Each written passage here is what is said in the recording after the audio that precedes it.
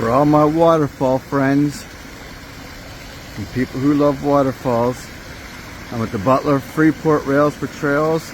I'm under the 28 corridor, just about under the 28 corridor, right at the Butler-Armstrong County line split. Got a couple little waterfalls there. Got the sun right, getting ready to set from this angle. Two concrete openings where the water's going under the trail, and little waterfalls coming out.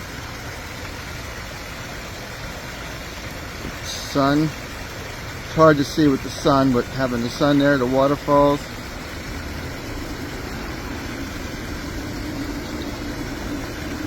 I knew the water came down here. I never came this far to look at it. But yep, there's the guardrail, the sanitation plant's over there. There's the 28 corridor going over to Butler-Freeport Rails for Trails. And again, here's the waterfalls.